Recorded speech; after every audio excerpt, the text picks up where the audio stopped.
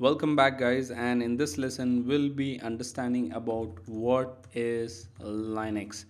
So basically Linux is also an operating system like we have other operating systems, and one of the most familiar operating system, of course I believe you might already know, is Windows operating system. So what is Linux? Linux is simply another type of operating system. It is just like Windows. Now, when I say just like Windows, it doesn't mean like the look, feel, and the way Windows operating system operates. The Linux will also be same. It's not like that. The Linux operating system is one of the most sophisticated operating systems out there. Now, to understand the difference, what I'm trying to say over here is, let us look at cars. So, what is the basic purpose of a car? It's like you have a driver's seat and it has an engine, it has tires, and it helps you go from point A to point B, right? But when you purchase cars from different companies, like BMW car has a different purpose and the Ferrari has a different purpose, right? The same way in operating systems, the Windows and Linux are operating systems. They are used to communicate with the hardware. But ultimately, when you get into the fundamentals of learning the Windows operating system and learning the Linux operating system, they differ in a lot of terms, right? So, coming back to what is Linux, it is another type of operating system. It is just like you might have worked on Windows, it is also an operating system that allows you to communicate with the hardware. Now, the beauty about Linux operating system is it is available in computers, tablets, watches, phones, etc. See, guys, you might have seen the Windows laptops, right? We also have Windows tablets. I'm not sure if we have Windows watches or not, but we also have Windows phones, right? The same way, Linux is also an operating system. So we have Linux operating system that is available for computers, it is available for tablets, it is available for watches and phones as well.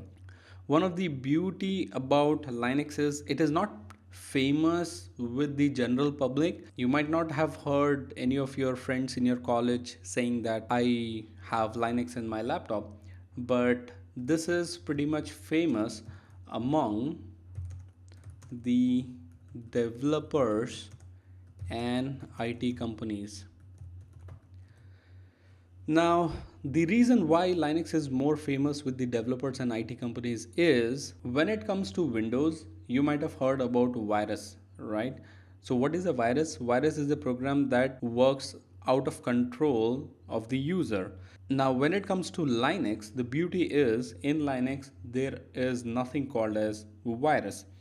It is very sophisticated operating system, and there is nothing like you need to download an antivirus, you need to fight some viruses. No, nothing like that.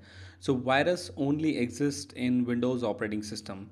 Because of this feature of Linux, it becomes more important to use Linux in IT companies or the servers rather than Windows.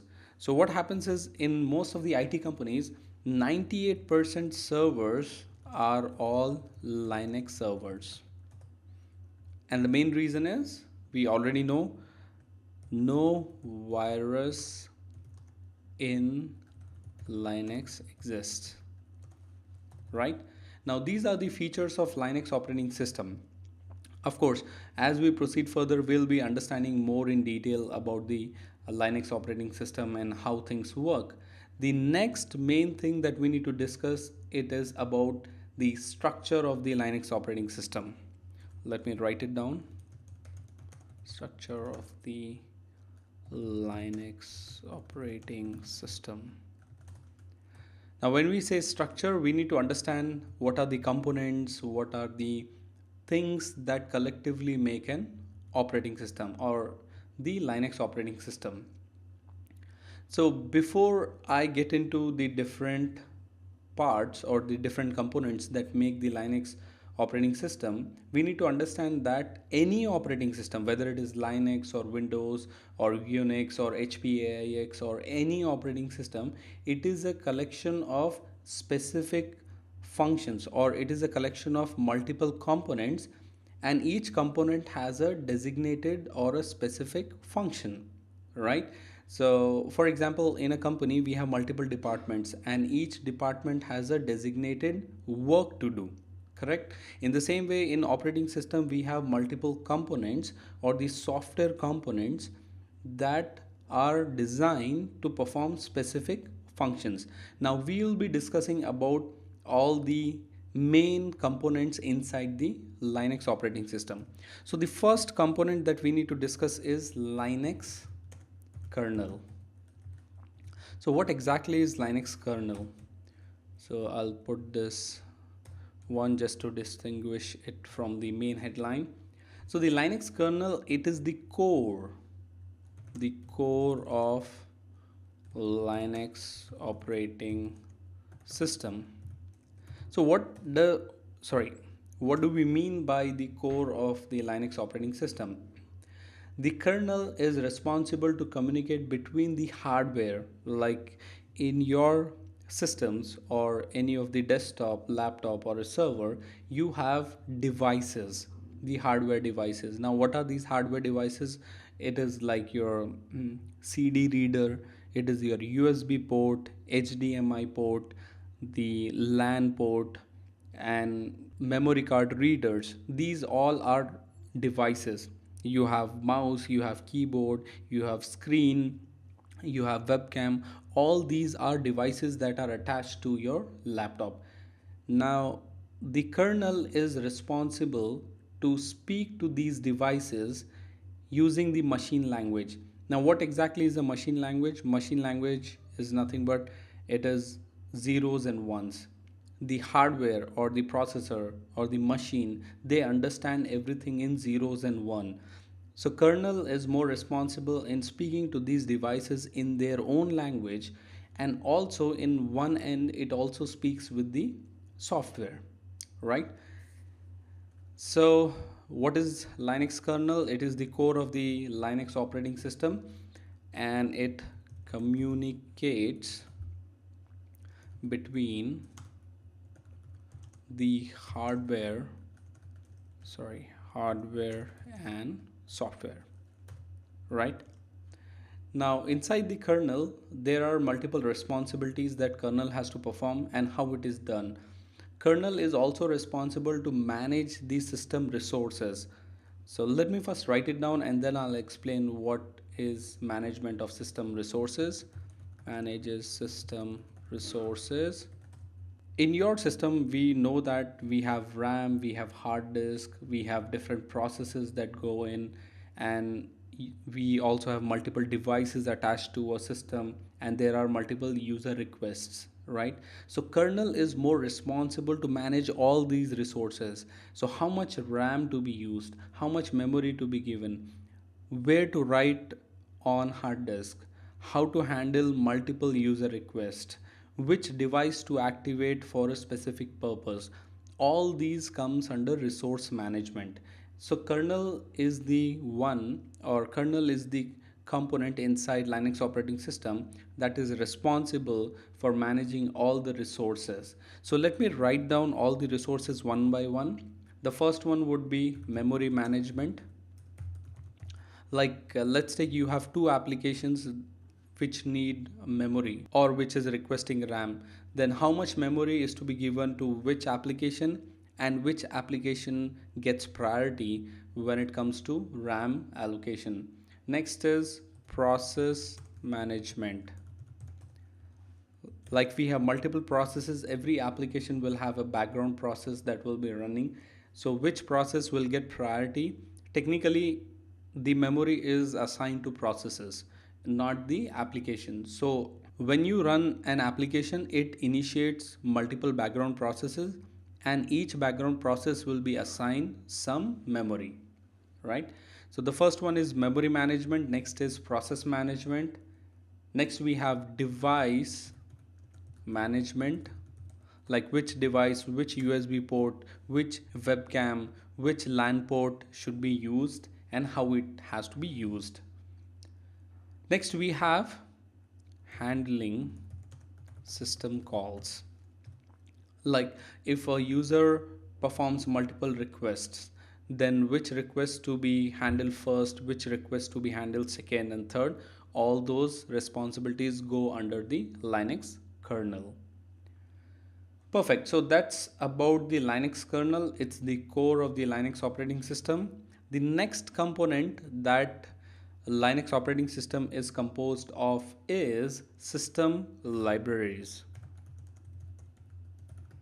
So what are system libraries? So let us understand the system libraries in a different dimension. See, we have kernel which is responsible to speak with the system hardware, right?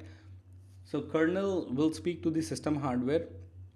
And now let us look at applications. The users will be running multiple applications on an operating system, correct? Now the operating system needs to speak to kernel. It's impossible that we allow each application to speak directly to kernel because each application is developed by different person or under different technology, right? So for example, some applications are developed in Java, some applications are developed in .NET. So it becomes hard or tough to make sure that all the applications are directly able to speak with the kernel. Now what happens is, in this scenario, developers, the operating system developers, they have standardized or created some pre-defined programs.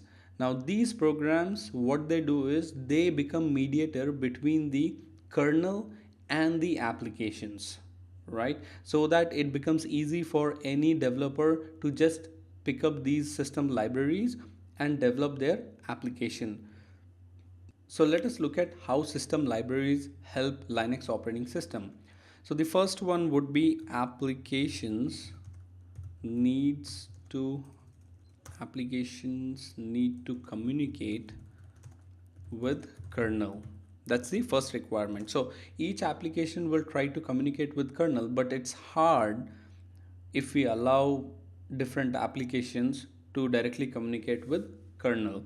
So in this case, the different applications will have issues to directly communicate with kernel, right? Because each application is built or developed by a different developer by using different technologies. So there is no standard when it comes to application development. Anyone can use any technology to develop the application, right?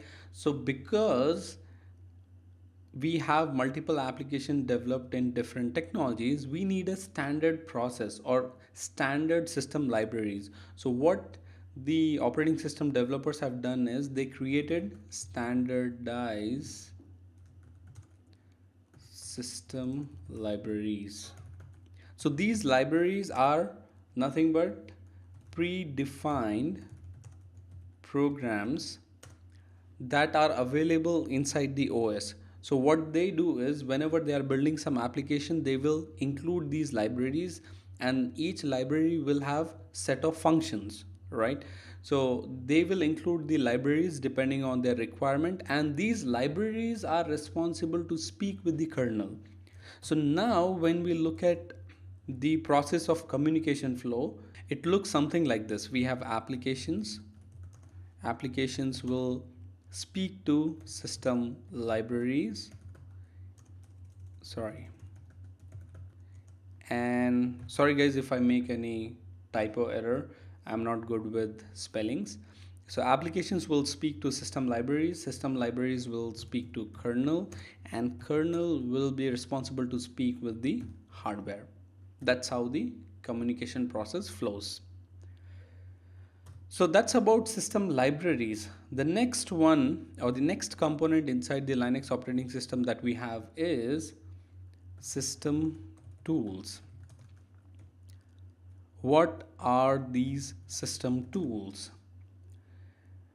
See, to run any operating system, we need some tools or predefined tools that help you navigate or work inside the operating system, right? Now when we look at Windows operating system, we know that we have multiple tools that help us work with the operating system. Like we have a control panel, we know that we have a command prompt that allows us to communicate directly with the operating system, and so on, right? So the commands that help you manage your operating system comes under system tools. These are not the user tools. So there is a difference between system tools and user tools.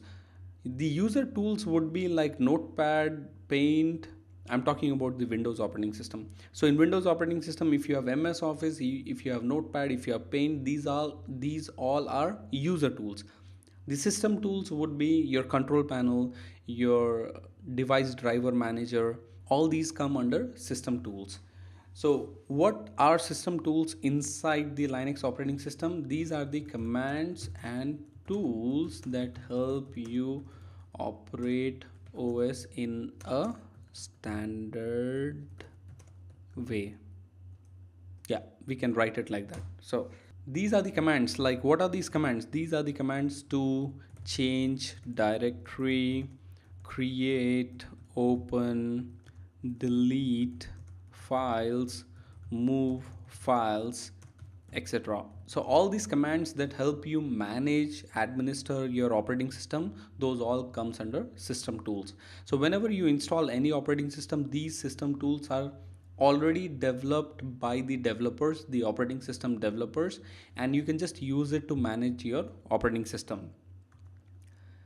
The second last component inside the Linux operating system is development tools. This one is simple, guys. If you are a pro user or a normal user of Windows operating system, you already know that there will be updates, or there are updates that come with the Windows operating system on timely basis, and you need to update your operating system.